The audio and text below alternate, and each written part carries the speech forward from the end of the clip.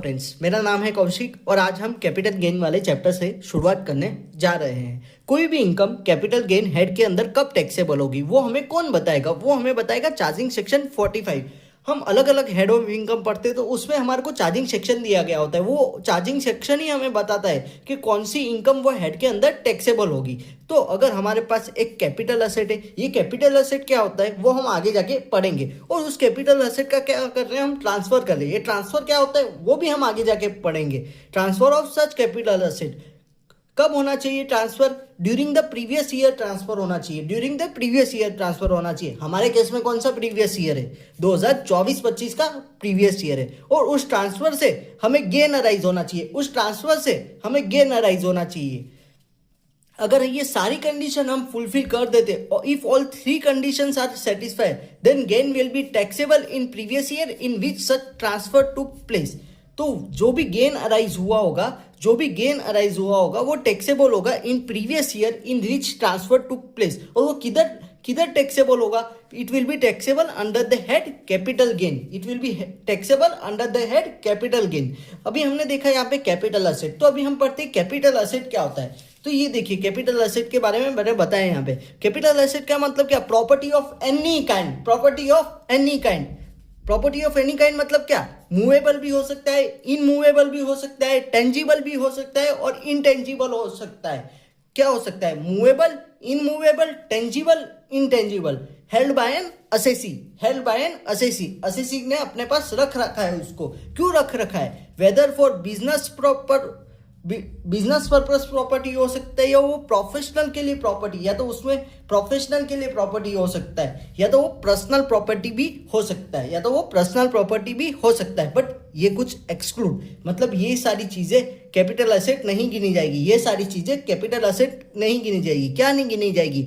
एसपीआरजी। अभी एसपीआरजी क्या होता है ये मैंने एक शॉर्ट फॉर्म बताया है, इसका हम आगे डिटेल देखते हैं।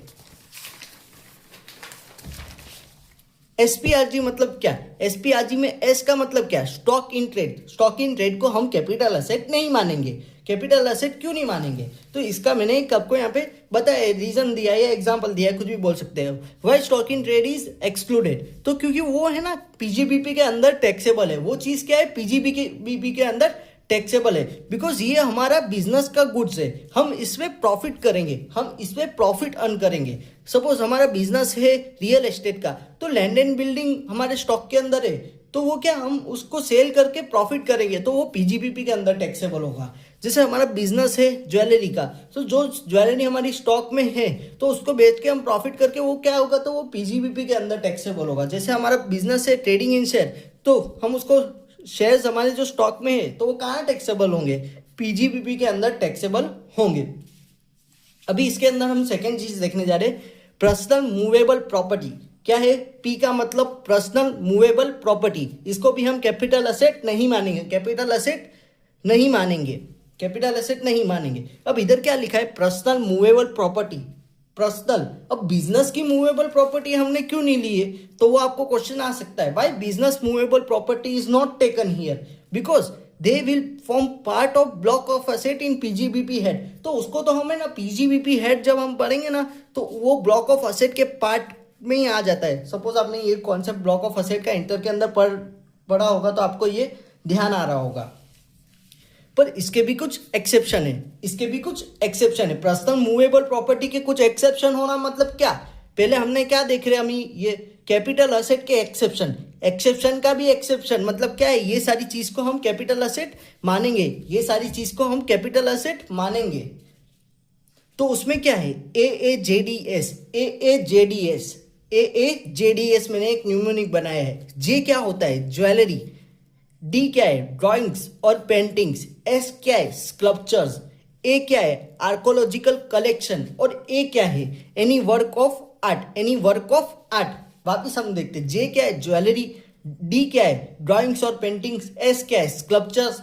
ए क्या है? Archaeological collection. और ए क्या है? Any work of art. तो ये सब चीजों को हम कैपिटल एसेट मानेंगे। क्यों कैपिटल एसेट मानेंगे? क्योंकि ये तो पर्सनल मूवेबल प्रॉपर्टी के एक्सेप्शन के अंदर आ रहे हैं, इसलिए। अभी हम एक और चीज देखते हैं, इधर आर का मतलब क्या है? आर का मतलब rural agriculture land in India. कौन सी लैंड? Rural agriculture land in India. क्यों? क्यों उसको हमने एक्सक्लूड किया कैपिटल असेट के अंदर से? क्योंकि रूरल एग्रीकल्चर लैंड एग्जाम्प्ट है अंडर सेक्शन 10(1), अंडर सेक्शन 10(1) के अंदर वो एग्जाम्प्ट है, इसलिए हमने उसको यहाँ पे कैपिटल एसेट नहीं माना है। फिर हमने क्या देखा यहाँ पे, gold deposit bond and certificate. एक और चीज, जी का मतलब क्या है, gold deposit bonds and certificate, इसको भी हम कैपिटल एसेट नहीं मानेंगे। और इसके ऊपर जो इंटरेस्ट भी मिलेगा ना, वो भी एग्जाम्प्ट होता है अंडर सेक्शन 10(5), उसके ऊपर जो इंटरेस्ट भी मिलता है वो भी अंडर सेक्शन 10(5) के अंदर एग्जाम्प्ट होता है।